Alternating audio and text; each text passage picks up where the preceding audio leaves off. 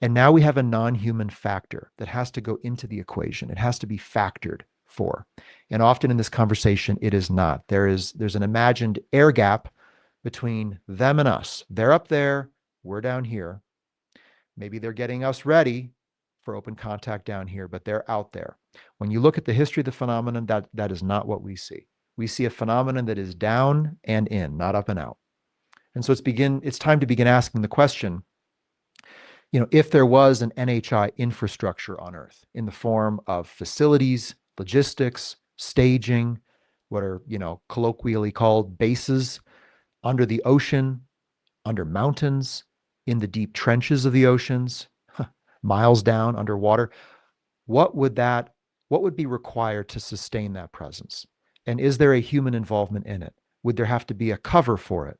Would there have to be a special access program or set of them, or waived or unacknowledged such programs to cover for the existence of such infrastructure and whatever and however it plugs in to the human infrastructure, military, defense, etc.?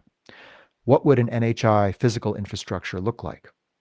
If there was an intention to influence leadership, to have leaders make key decisions a bit differently than they normally would, what would that look like? How would that be engineered? Who would they target? Are there any signs of gatekeeping at the top levels of government that would provide cover for that or would facilitate it? It's a question to ask.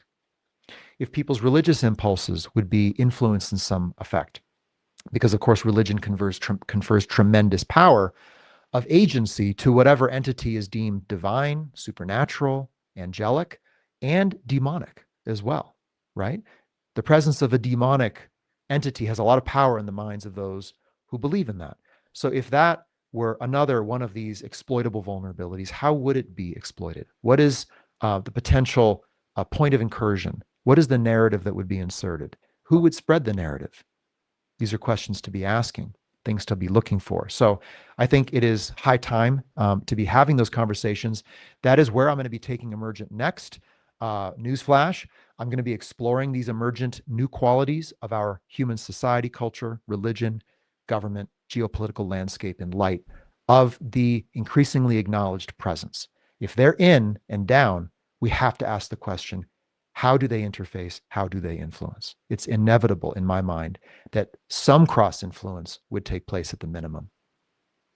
And I'm not alone in thinking this. I took note, Kirk McConnell, who was also on the panel, said an interesting statement. Where is this coming from? Quote, NHI drives a vote on this. A lot hinges on them. Okay. This is someone who has a career in Congress, worked closely with congressmen, congresswomen, knows the process and the procedure. For him to make a statement of that nature is notable to me. There were also discussion of red lines and certain points of I guess you could call a defendable line for those who are gatekeeping, whether it's at the nature of the crash recovery programs, the technologies recovered, etc.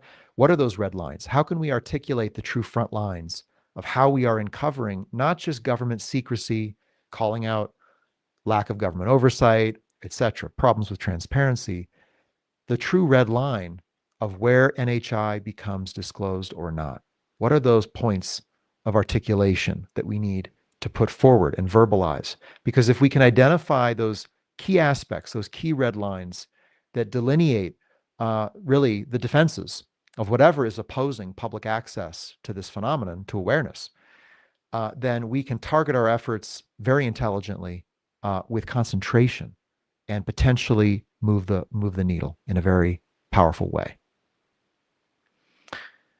I'd like at this point to play a few minutes of my comments at the event. I only had 5 minutes and I had so much more to say, and I was cut off at the end, and I wish I hadn't been because I was going somewhere with it, and that's where we're going to go next. So let's listen to this. It's about 5 minutes long, and then I'll be back with you and we'll keep it going. Going from possibilities to probabilities and ultimately making a starting assessment, which informs the research pathway, which is the other part of my work in supporting the Human Institute, devising an intelligent scientific research and investigatory citizen-led effort to uncover the phenomenon, to disclose it, to interrogate its activity, lest we just be interrogated unknowingly ourselves. So a lot of good work to do there.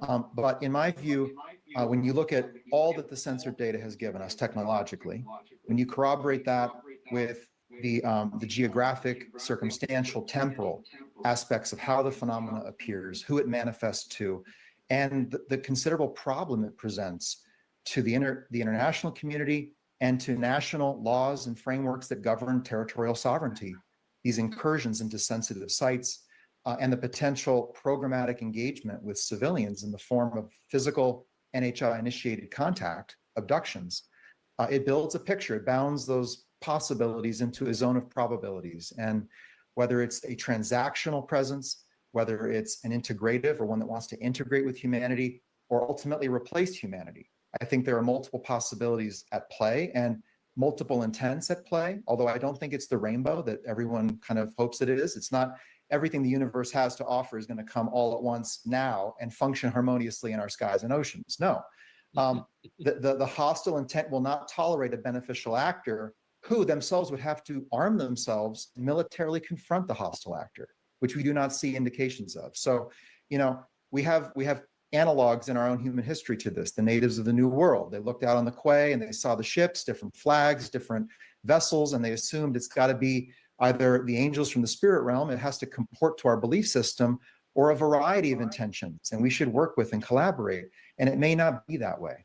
It's not about it's all hostile or it's all beneficial or benevolent.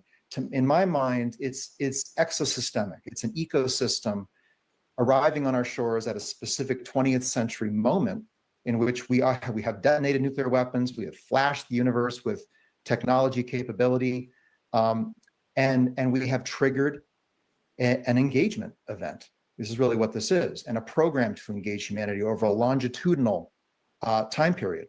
And so we need to step back and really look at the human project of getting our act together to diplomatically engage now and in the future, to manage the NHI presence internationally and coordinate responses, lest we divide and conquer ourselves over this issue. And that's where the reframing of disclosure as fundamentally belonging to the human species, being one that should, I think, be framed in first principles, to Carl Nell's point, with a naturalistic framework, a science-informed, data-driven framework. And with that, we go out into the field and collect evidence on the phenomenon. We go out to where it is interacting with people. That's the key missing data set that would be necessary to inform decision makers. But just to kind of wrap up here, I want to have Richard speak as well. In my view, there absolutely is an adversarial actor in our world. There is a human engagement program underway, and that's not the whole story. But if that is true, that should marshal our human response above all other possibilities initially, because we may wake up in 30 years and find that we are not the human beings we used to be. Genetic interventions, cultural influence, right? Social engineering, all of these could be at play in a subversive sense. And, you know, NHI is operating in a strategic silence, in a state of non-disclosure. They're operating covertly and selectively with military defense organizations internationally, which are already in competition. And that, to me, is another one of a number of alarming signals that should just command us to take a cautionary response. And we've got to get out there and use the best of science, research, and investigation to do reconnaissance, as I call it, on behalf of the human interest and not just national interests. Yeah, that's a profound way to put it, Reed, you know, that we've triggered an interaction event. I mean, right. So, I think, right. And so, you know, intelligence indicates intent. Intentful engagement indicates a program. And so what is their program? We talk about the legacy human program. What about the non-human program? We do not query that nearly as much as we should. And in my view, disclosure, how do we get disclosure moving? If we recenter the controversy not on human actors, human governments, but on the non-human presence itself, that allows the human actors a way to rapidly and catastrophically disclose their involvements, which is what is keeping this back in part.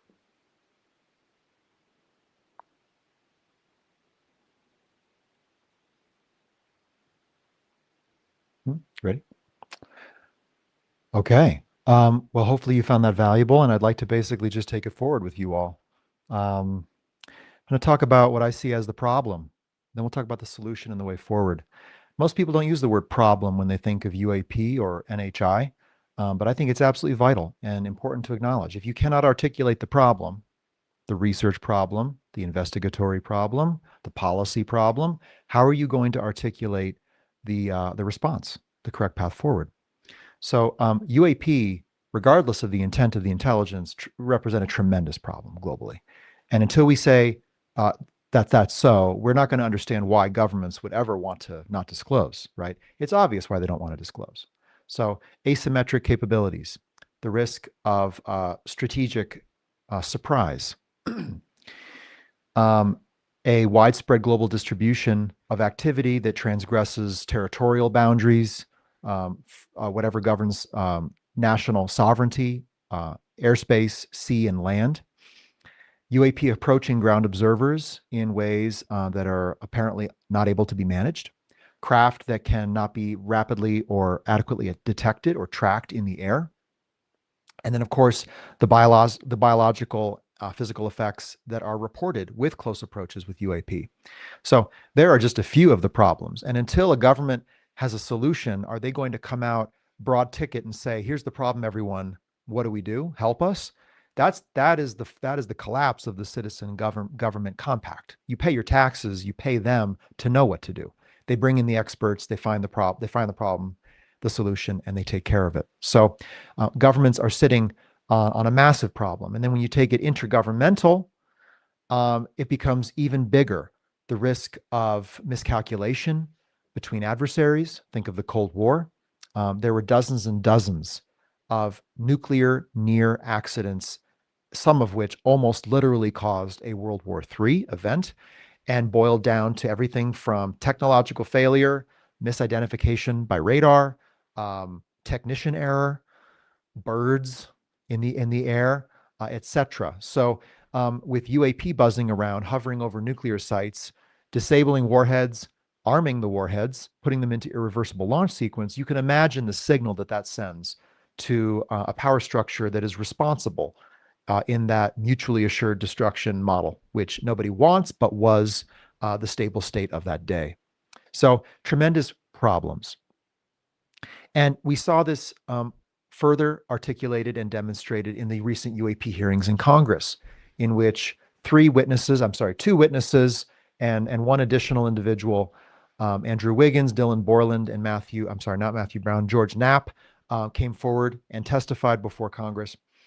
What I saw underneath the skin of that hearing was the beginning look at what it looks like for a government to lose oversight, not just of its own programs, but of a non-human program itself. A non-human program is operating outside the purview or the realm of government oversight and control, let alone the human aspects and elements that partner with it. And so there is real work to do. And in my view, the work begins by assessing the nature of the phenomenon and its intent. And I've done a lot of work on this channel over in my course, Decoding Alien Intent, which you can access for free on Forerunner, which hundreds of people have taken so far, beginning to articulate a structured and logical framework for assessing intent in the presence of deception, human or non-human, ambiguity, lack of certainty, and our considerable lack of technological ability to generate data on the phenomenon. In that incomplete intelligence environment, how do you generate an intelligence picture? Well, turns out that we are very good at that as human beings. And there are many disciplines that do it all day long, whether it's business intelligence or strategic security or criminology, right? We are always decoding motives and intentions so that we know how to respond, whether that's slapping someone with a criminal suit, whether that's launching the F-16s and confronting an adversary. We do it all day, every day. So why don't we as citizens do it ourselves? Why can't we generate an intelligence picture? And so that's what my work is on decoding intent. Now, just to start off with a few statements that you heard in the video, and this to me are the beginnings of what you could call NHI intent theory. Why is it a theory? Well, first off, not everyone's bought in to the existence of NHI at all in general. Not everyone believes that UAP are controlled by an NHI. There are some who hold out that that is prosaic, human craft, etc.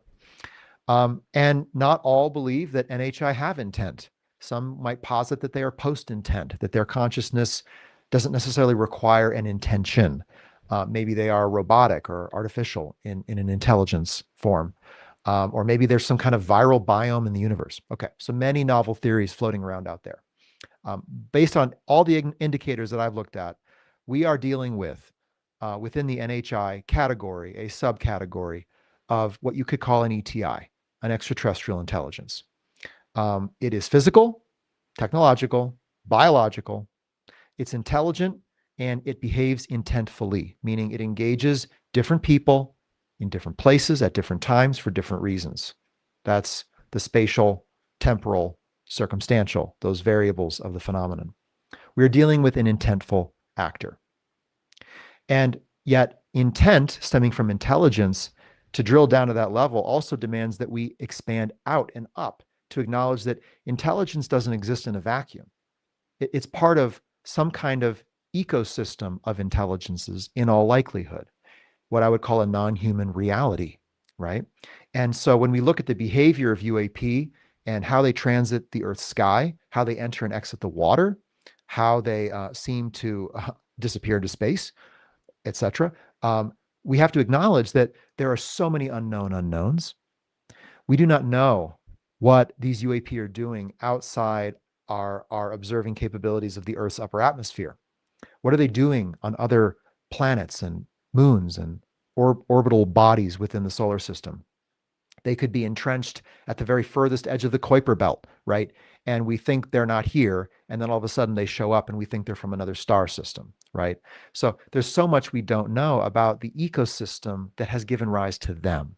And if there are multiple different types of NHI, multiple intents, then that means we are dealing with, as I call it, a continental reality. We islanders like to think it's got to be one thing and it's focused on us because we're all that matters. Well, guess what? We may not matter very much, and we may be less the target than than something else. And so we're dealing with entities who have evolved in a competitive environment.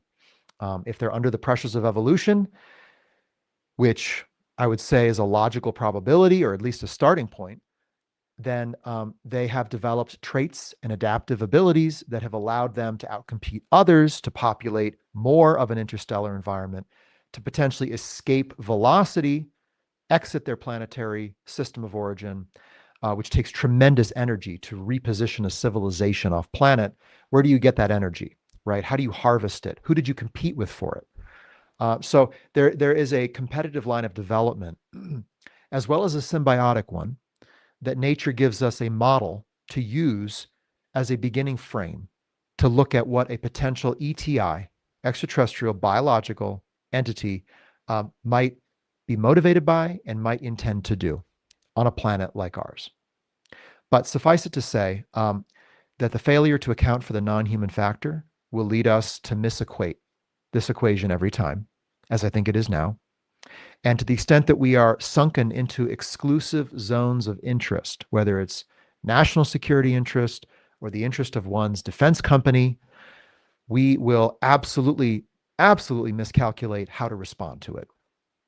And this is where I do not personally trust disclosure, full disclosure by any government or by any company or corporation. I do not trust that they have an accurate understanding of the phenomenon or how we would respond to it, which has probably predisposed their thinking in terms of response, make money, become powerful, has probably shaped how they view it, them.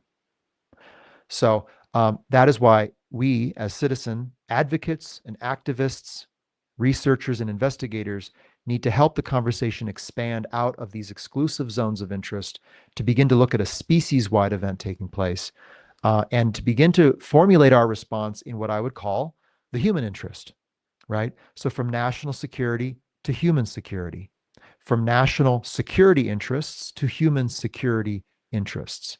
With that kind of framing and repositioned outside of any one military industrial complex or national security state, we can have a different conversation. It's an international conversation. It's an experiencer conversation. It begins to analyze where the phenomenon is interacting with the individual human element, the person, you, me, and others. And it takes into account that any intentful NHI actor can do one thing here and another thing there. On a recent show with Ronnie Burnett, Ronnie related, and I would never have known this without some field intelligence from him, that cattle mutilations are more predominantly taking place in Argentina.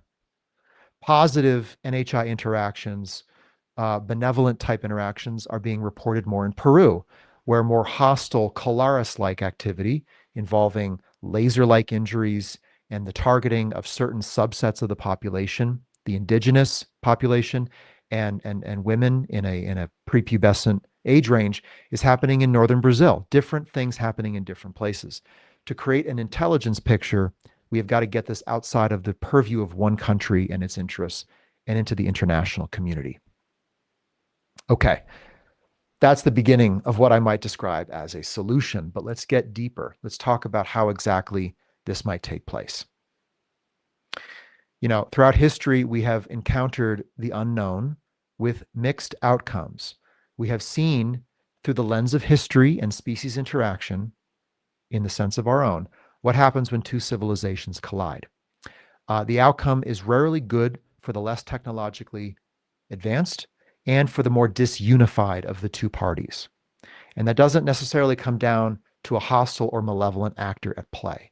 It's more, in my view, part of what occurs when two competitive interests, which in their own estimation are the better interest, the rightful interest, the godly interest, the chosen interest, you know, the right one, come into contact and compete in an ecological niche in the form of a country, city, region, etc. Conflict arises, intents don't negotiate well, and it often comes to blows. Now, is it coming to blows with NHI? Well, some would say, of course not. There's been no indications of hostile intent overtly. And that's actually not true.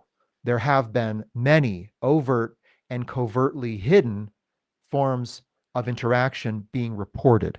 It's not just Colaris, it's happened elsewhere. There have been incidents where military craft have reportedly been downed by what looked like a beam or some form of directed energy by a UFO or UAP. I'm thinking of Sicily in the early 2000s. I'm thinking of the Coin helicopter incident in the 1970s. I'm thinking of the B-52 incident in the 1970s in Laos. Many incidents of a craft being reportedly downed with loss of life. George Knapp himself, during the last UAP hearings, reflected on the files he brought out of the USSR some years ago during the cooling of hostilities, perestroika, and in those those files from the USSR, there were dozens of in-air altercations. There were 3 aircraft, I believe, downed and multiple pilots killed in the process. So let's not just think there's been nothing kinetic that's taken place. Now, of course, wouldn't there be much effort to not allow that out, to not let the public know about that? Now, I could imagine why governments wouldn't want that known, right? If there's a threat to their safety and the government can't do anything about it, that's a problem. If a foreign adversary is potentially collaborating with an NHI, gaining key technologies, winning the space race, winning the cyber race, winning the AI race, would your government want you to know that? Right? Probably not. And then, of course, the NHI themselves. And I've often asked, is it leave no trace or leave no evidence, leave no tracks, right? There is a highly anomalous dearth of hard evidence in the world when you consider the widespread global nature and the high volume nature of the accounts of UAP. Where's all the evidence? Someone is absolutely hiding it, right? There's no way you can have 50,000 decent UFO sightings take place over the course of several years and not have more physical evidence of whatever it is, environmental radiation, ground imprints or effects, biological effects on people who were nearby to the craft, not to mention direct engagement with people on the ground. So where is all the hard evidence? That should be its own controversy. And in my mind, that's evidence in and of itself that there are intentful actors obfuscating and concealing the full nature and scope of what is taking place with NHI. Okay, so how can we break through this impasse, this glass ceiling, and accelerate our response, which I think is absolutely necessary? Well, some strategic shifts. I've said it before and I'll share it again. There is a disclosure equation. Disclosure equals evidence times trust times source, right? And that is always shifting, right? What is the evidence? What is the trust level in what source? Okay, so President X and President Y saying the same exact thing does not have the same impact on society or the international community, right? It's different. And so we have to be intelligent in charting a path forward in that shifting landscape, that shifting equation. I believe there are 4 layers of disclosure, and often only the second is ever discussed: citizen, government, NHI, exopolitical. We could have powerful disclosures from any quarter, but we only ever look to the government and its defense partners and. Why is that? Who is driving public attention and the limited resources of the disclosure community in that direction? The citizens have their own disclosures to make. And I, for one, want to get that out and start having that conversation, because I think the broader human species holds the greater record of what the NHI human interaction has historically been. To that end, a quick by the way, I will be hosting a series of X Spaces. We'll put this up on screen. The next one will be, let's see, what is the day in the month? It'll be November 28th on disclosing non-human intelligence. My first X Space was a wild ride and quite the first rodeo. It went okay. I had some great folks join. Thank you, Jason Sands. Thank you, Bill English, and others for stepping out of the woodwork and making some very impactful and important statements that the community can begin to consider. So have that in mind.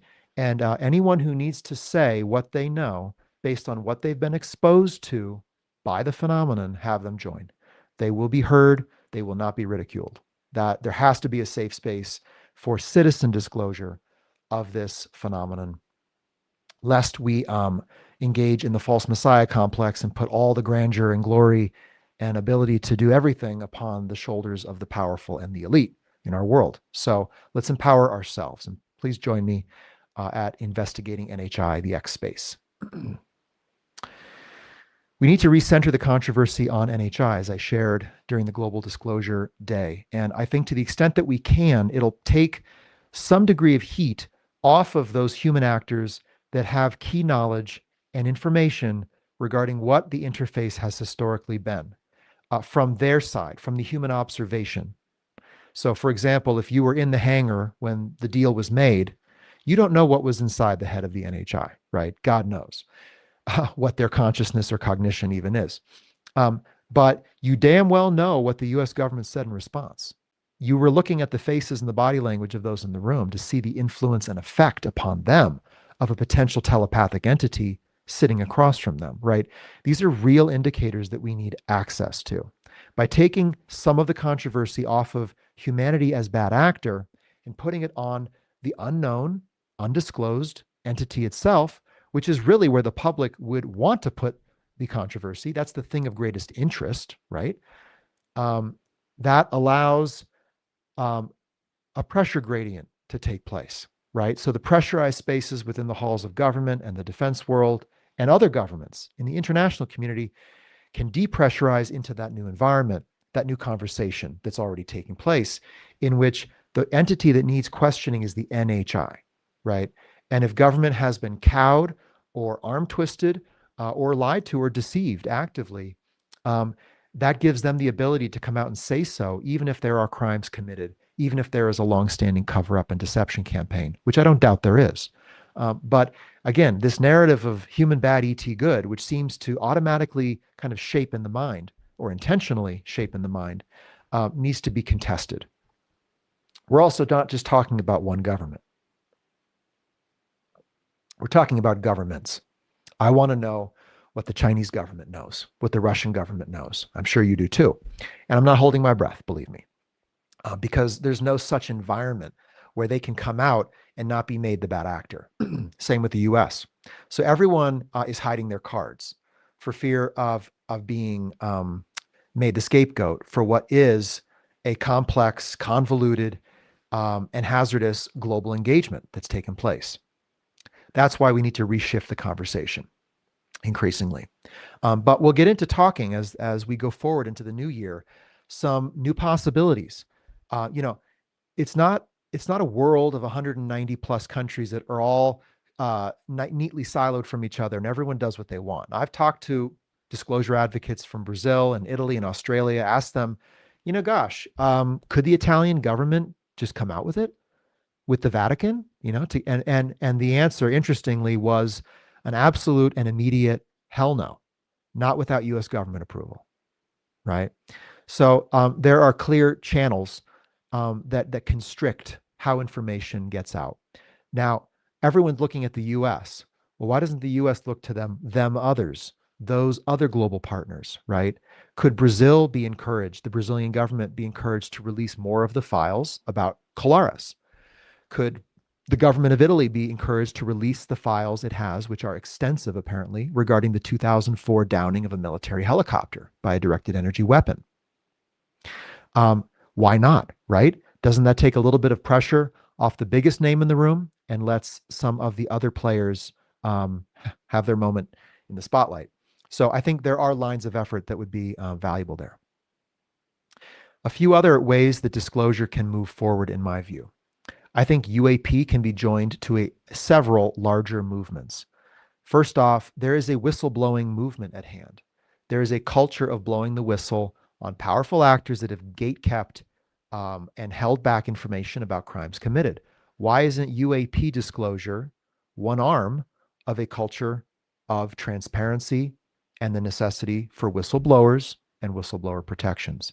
Why let it be corralled into that fringe space when it can be joined to a larger conversation about the transparency of federal governments? It's one. The other is from UAP to UAS, unmanned aerial systems. We have these anomalous aerial drone incidents all over the world now. It seems month by month. We had a whole spate of them shut down airports in Denmark and Northern Europe. There have been, as of last year, widespread anomalous drone incursions over nuclear sites in Germany and the UK. Interestingly, some of those same sites are famous for their UAP sightings in history. I'm thinking of RAF Lakenheath, which was a base that housed U.S. nuclear warheads and had some considerable UAP activity during the Cold War. Well, it shows up on the news cycle again early this year because of a series of anomalous drone incursions. So, you know, the capability to detect these UAS is apparently highly lacking. According to Northcom, the head of Northcom on a 60 Minutes episode done a few months ago, they simply do not have the capability to track small, low-flying craft, which is, needless to say, absolutely shocking. And I'm not sure I fully buy it. But the same conversation needs to be had around UAP because some UAP are UAS, some UAS are UAP, right? And I think they need to be kept apart. We don't want to conflate. However, the same capability set necessary to tackle each is out there and under development. And by making the UAS conversation credible, it already is, UAP can be more credible as well. And on that topic, there is actually an exciting conference coming up. It is called the UAP Detection and Tracking Summit. It's next February. I've had a part in helping organize, and I think I'll have some kind of stage role in it. And I think that'll be an important conversation on bringing together all of the technological data gathering capabilities we have to get out into the field where UAP appear and gain key intelligence on their movements, their interaction with ground facilities and individuals, as well as their transmedium qualities. You know, where do they enter and exit the water? And can we build an intelligence picture from that? So stay tuned. The summit is not public yet, but it will be. You can go to uapsummit.org for more info on that. Okay. And that actually segues me to this necessity of bridging gaps in our capabilities for detecting UAP and layering that with reports of encounters with NHI. There are data sets being compiled that have, you know, different methods for collecting sensor data from different instrumentation. We have testimonial records being collected by other organizations. People report direct encounters. There is a project at hand to bring all of that together and to begin to layer those data sets, again, to create that intelligence picture. With it, there is a strong need to begin to articulate out ahead of the conversation what are the protocols and best practices for what ethical contact looks like, right? We need truly a contact protocol. We do not have that. We do not have a commonly acknowledged set of values that would govern how individuals can be engaged, how their rights and sovereignty can be defended, and how that ultimately will need to be managed by authority figures. Because, you know, if one country chooses to welcome NHI in, take North Korea, for example, and their gates are already closed to the rest of the world. Well, who knows what NHI are doing? Who knows what genetic information they might be taking, experiments they might be performing, etc.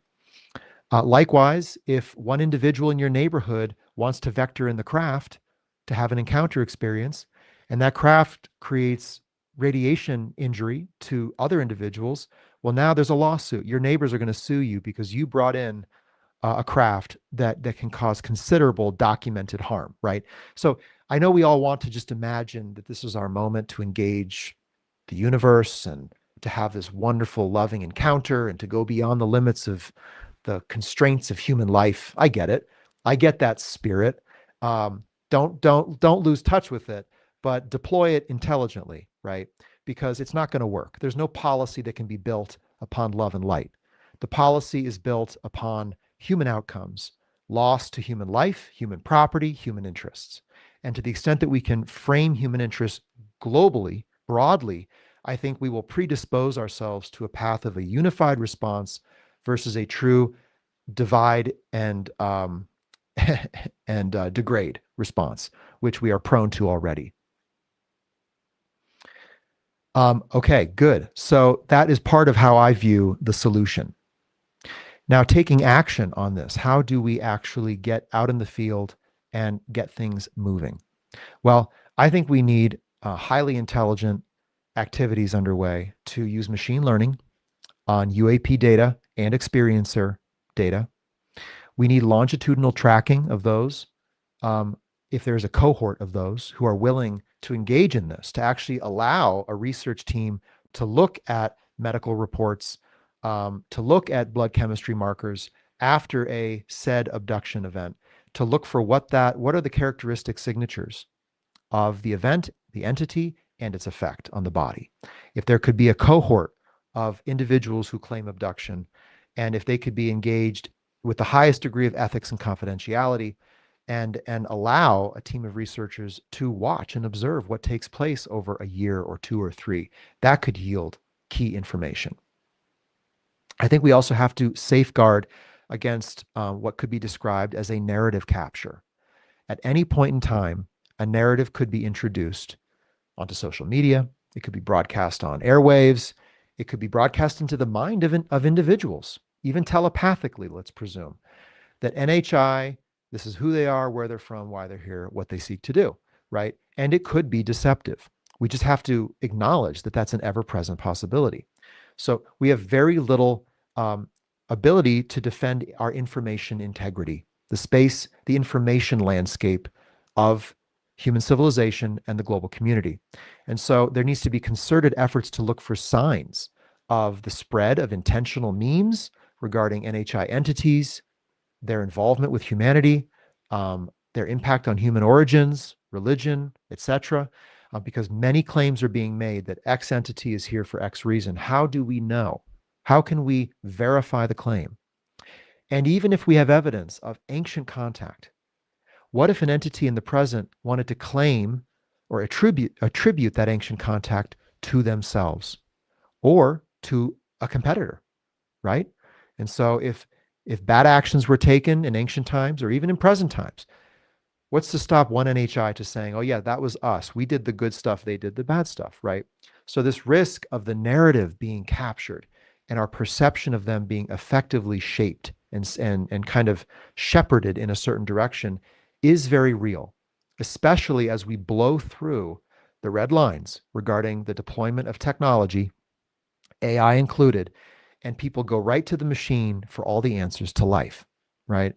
High risk. Who's feeding that machine? What data set? Who's configuring the algorithm for what output, right? In whose interest is it acting? Back to my original questions about what are the emergent qualities of a new human reality due to our engagement with a non-human reality? Those are the questions we need to be asking and acting upon. And I would say we need non-reactive defensive postures brought forward and into being, right? So if inbound craft was detected, right? There are claims that there's already one moving our way, right? At any point, a piece of technology, even a piece of NHI space junk could be sent toward the Earth. We detect it, right? We erupt in speculation and conjecture, hope, fear, and chaos ensues, right? And the NHI could have any intent. We're not even talking about them. We're talking about us now. So we need non-reactive postures and protocols and management mechanisms for when technologies of non-human origin approach the Earth, enter the Earth, are recovered on Earth. And we're very late in this game, folks, very late.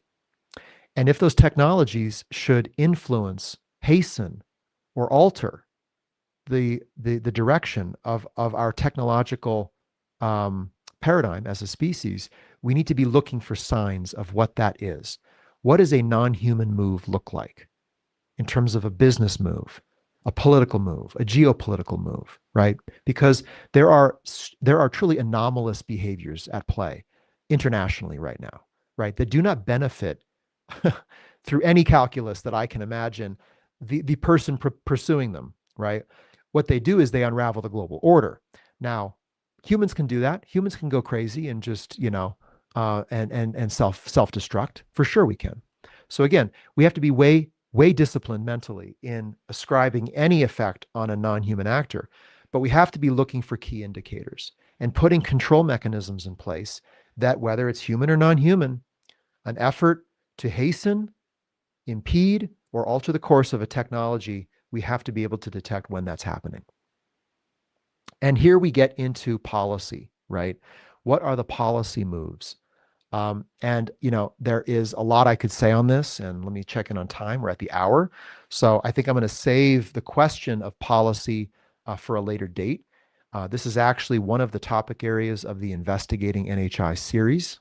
And I look forward to getting some considerable thought leadership into that series topic as we begin to look at what the international protocol is for a coordinated preparedness for non-human intelligence.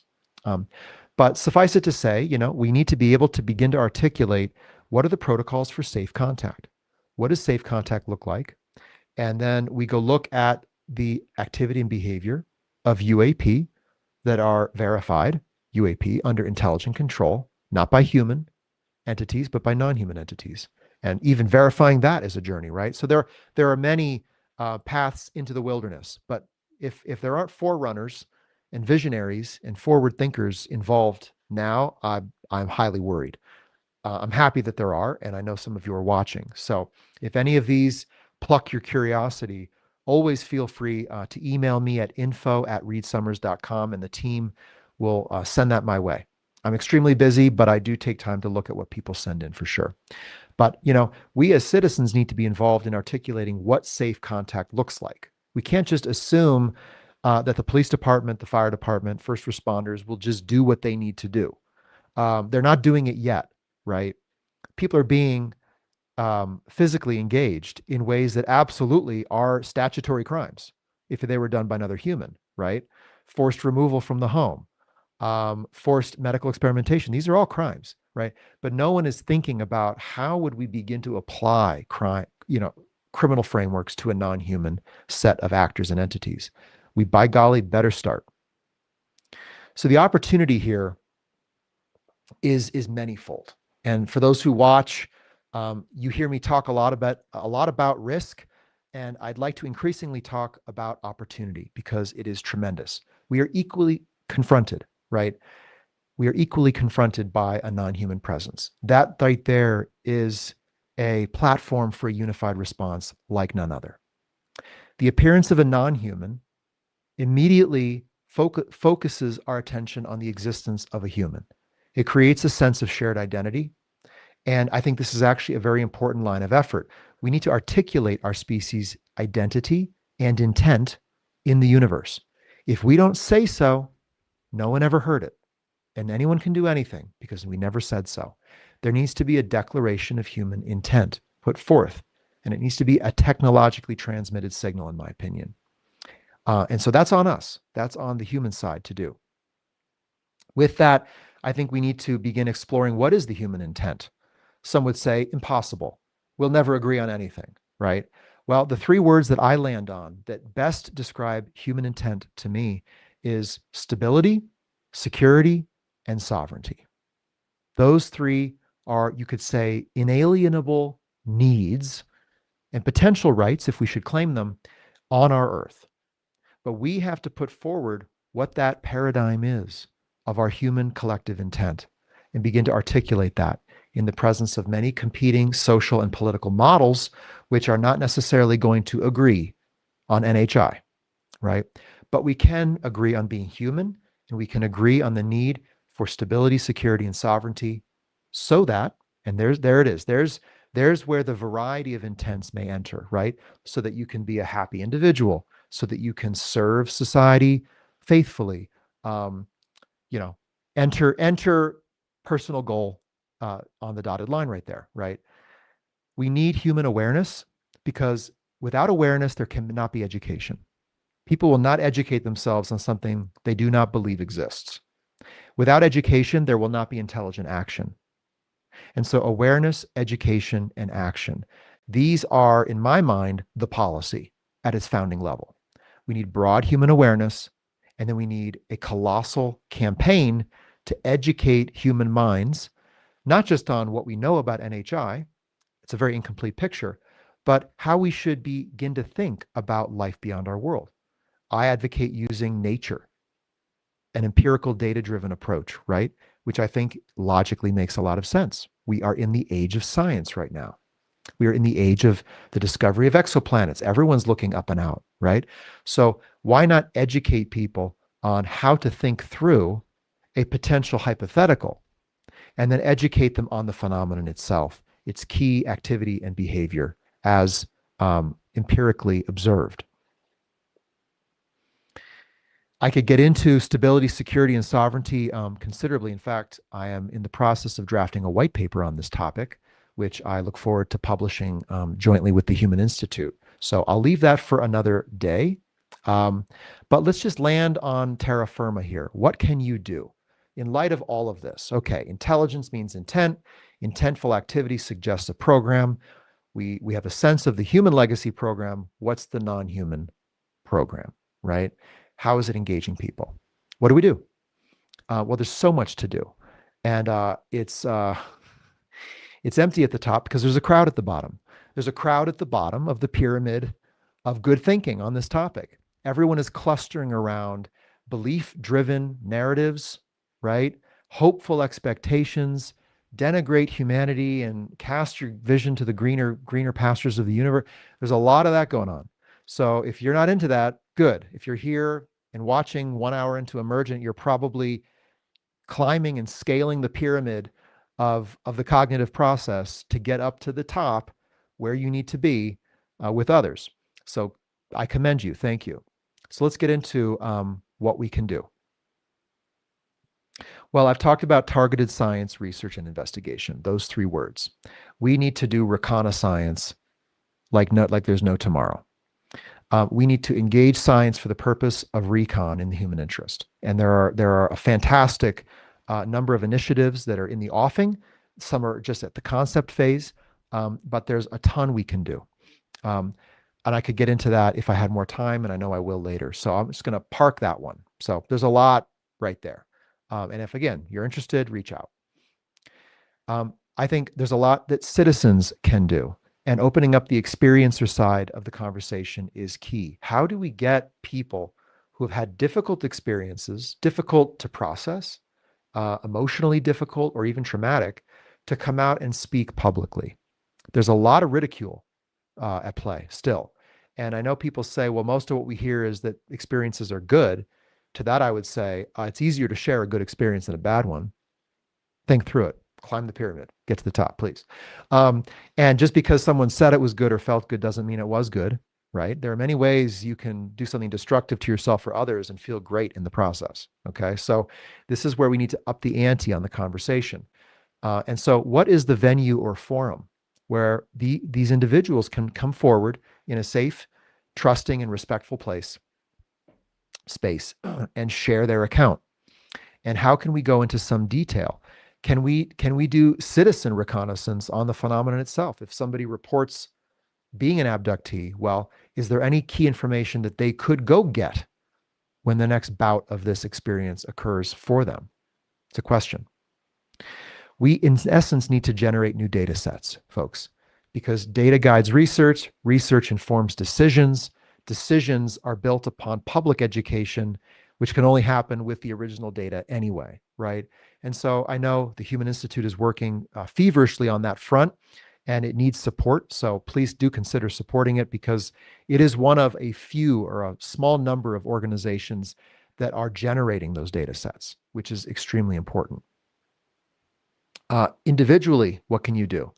And I've had conversations about this on Forerunner extensively so far. Depends on who you are. Depends on the nature of your proximity to the phenomenon. Depends on the nature of your interest. Is this a curiosity or is this a calling? Depends upon your skill set. And I think there's an intuitive element to this, and even a spiritual one, right? Like, we are alive. We are breathing on earth right now. That's not to say that's all we are. We might be something much greater. And I think our connection to what exists beyond the world is a big piece of that for some of us. So nurture that, explore that. It doesn't mean you rush into a CE5 event. It just means you explore what the nature of your connection is to a larger community of life that exists beyond what we know of as Earth, humanity. Sense into that and intuitively connect with a line of approach that feels right to you. How would you get in the game and lend a hand and push this ball forward? I would say strengthening your logic and clarity of thought is never a bad idea, right? So thinking straight, if you can do it, you can talk straight. If you can talk straight, then others will listen to you. If they'll listen to you, then they'll start thinking straight. It's a virtuous cycle. And so I think logic and reason are cornerstones of how we begin to approach this. Not emotional reaction, not belief, not hopeful expectation, or unstable assumptions about the phenomenon and ourselves. Real logic, real reason. Have the UFO conversation with more people. Honestly, I have it as much as I can at the checkout lane with people out in the world. Hey, what do you think about this? What do you think about UAP? You see those hearings in Congress? Yeah, what do you think about that? And typically what they'll do is they'll say, well, I don't know. What do you think? I'm kind of interested. And to that, you don't just tell them everything. You don't just spill everything plus all your speculations with it. You just walk them into it, right? You walk them into, well, there's credible individuals coming out, pilots, government officials, scientists who have had, direct firsthand encounters. And there's real data out in the public of anomalous kinematic movement. You can use some fancy words, never hurts. People think you know, and by golly, you do. But it never hurts to sound smart. That's what people want. They want to listen to someone who knows what the hell it is. And so be one of those. And don't just assume it's not you. It can be you. And that's part of my passion, is turning curiosity and novelty seekers into serious students of the phenomenon and on the ground advocates for the human interest. I mean, that's me. That's Reed Summers. So if that's what you're about, head over to Forerunner, because that's where it's happening. And that's where the conversation needs to continue. But in essence, we need to activate all our human capabilities and strengthen ourselves physically, mentally, mental strength, physical strength. Believe it or not, that actually makes a difference, especially if you're an experiencer. And I would say psychic strength. We are psychically vulnerable. We are prone to internalizing the thoughts in our own mind, which may not originate with us. We are highly vulnerable to a cascade that goes from some either ideation or some impulse, some psychic or psychological impulse cascading down to emotion and action. We need to interrupt that, in the immediacy of that flow, and interject, something cognitive behavioral therapy, engages in this a lot, which is you engage the executive function on top of the non-executive, the reactive function of the brain. So we need to do the same thing, because at any point, somebody from above, or even a human actor down below, and again, I don't know if the two are at this moment, at this point, distinct fully, can put their finger on you and start pushing. And I'm talking psychically now. I'm talking in a way it's very difficult to verify scientifically, this extrasensory set of capabilities.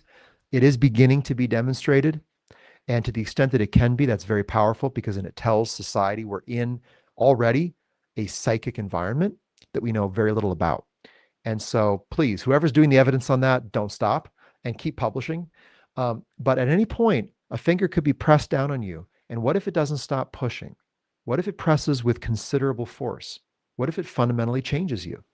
I've talked to people who have had these, who report having these effects upon them, and it is notable. I've also had my own experiences, which tell me that this is a very real layer to the nature of how life is. So becoming psychically strong, learning how to shield your mind. There are practices out there in a variety of traditions. For example, I came across one, I'll just share this. I think it's kind of powerful. Apparently, this comes out of the Tibetan tradition, and I haven't looked it up to see where, but there is an act of expanding from your center out a sphere, a reflective sphere, a perfect mirror, right? And allowing that to mirror back out whatever is being potentially cast at you.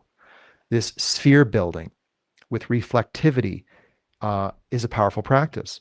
If you add considerable mental force to it, that seems to improve its effectiveness.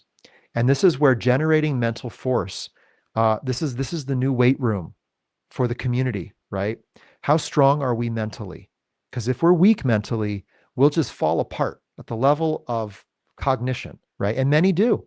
Many people have terrible mental discipline when it comes to this phenomenon. They just buy hook, line, and sinker a narrative that floats past their social feed. Done. NHI are this, government is that, this guy, and so not good. But there are other forces at play that are much more powerful than just what's floating past your social feed. And so gaining a psychic sense of presence, psychic ground to stand upon, a sphere of influence that is sovereign to you, that is your individual sovereignty at its internal level, is very important. If we're going to trundle through like tanks in the minefield, this treacherous landscape of this topic and this phenomenon. So if you want to gear up and armor up for that, please stay in touch. And I know on Forerunner and elsewhere, I will be talking about mental shielding practices as I go forward, as well as other ways just to strengthen your position and bring more cognitive power and push power to what you can offer this issue. In forthcoming episodes of Emergent, I'm going to be talking about investigating NHI. How can we get out into the field to gain key data on the phenomenon, to interrogate its activity and gather reconnaissance for the purpose of our human response? Look forward to offering that. I'll also be talking about NHI intent theory, diving deeper into a structured framework we can use to decode the signals and indicators of activity and behavior to build an intelligence picture of what is going on. So stay tuned for that, or just take the deep dive now. My course, Decoding Alien Intent, again, free on Forerunner. Head over there. You can start watching the modules right this second. And I look forward to having other amazing guests on the show, key thinkers who can begin to examine the nature of the human-non-human interface as it is taking place. And to engage, yes, in some speculation out on the front lines of this phenomenon, as we must, because we are the citizen responders. We have the power and the knowledge already to be in the game, to have agency on the stage, to be an actor that is having an impact in how humanity negotiates its first engagements with non-human intelligence. I think this centers around us and you. And so thank you for claiming that agency, getting in the fight, being a forerunner, and endeavoring out on those front lines with others, despite the confusion and the chaos and all the other uncertain signals. You are pioneering a way forward, and I want to say thank you for that. So good night, good luck, and I'll be back in touch with you soon for another episode of Emergent.